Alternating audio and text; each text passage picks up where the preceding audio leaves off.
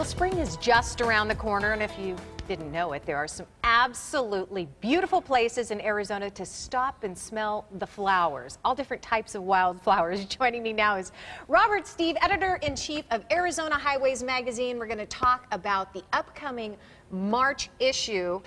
It's a portfolio, a smorgasbord, if you will, of some of the most beautiful wildflower places in Arizona. Yeah, and most of them are pretty easy to get to. You don't have to be a rugged backpacker to get out there.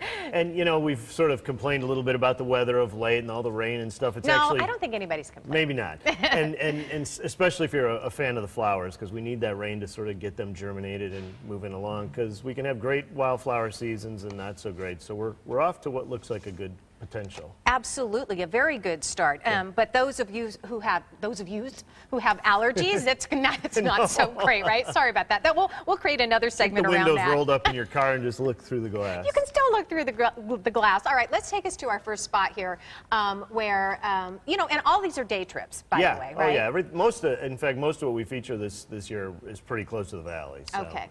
What we're looking at here is out on the San Carlos Apache Reservation, which if you go out past the Superstition Mountains out toward Globe, and which is in itself, flowers or no flowers, it's one of the most beautiful drives in Arizona. People don't often think of going to Globe as a scenic drive, right? But it's actually a national scenic byway, and if you can get a little bit of flower activity out there along the sides of the roads, it's only that much better. Yeah, absolutely. And look at the colors already, you know, that you can see, the orange and the purple. And if you don't want to go out that far, something maybe a little closer, Eagle Mountain? Yeah, the Eagle Mountains are the opposite direction, going west of the valley. You know, when you're making that drive out to Los Angeles. Oh, okay. I'm thinking the other Eagle Mountain. Okay, yeah, I got you. these are the Eagle Tail Mountains. Oh, I'm thinking over by the golf course, but no. This is well, on the west side. They have beautiful things there too, but they don't give you allergies. But you know, you're making that drive to Los Angeles and you think there's nothing out there. There's actually something out there, and it's this.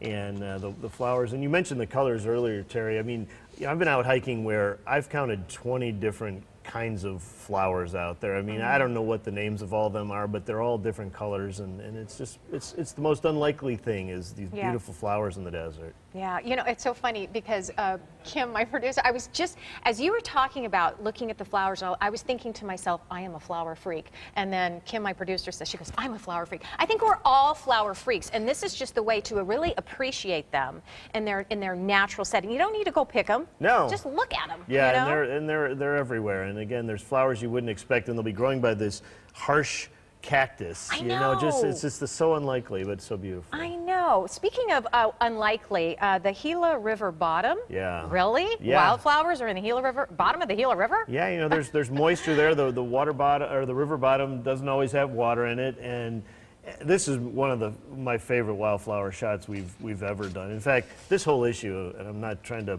pimp the issue, but it's I think the collection of flowers this year, we've been doing this every year for almost as long as Arizona's been a state, and seen a lot of wildflower photos. This is one of my favorites. Well, it becomes expected of you, that's all. So as you should be, you know, excited about it.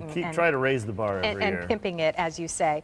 Now, what about the Sonoran Desert National Monument? I have personally not been there, but beyond the monument, now you can get kind of a double whammy here. Yeah, you know, it's part of the National Park Service. It's a massive monument, and you know, it's got a special protection now. It too is kind of in the West Valley, down heading toward Gila Bend.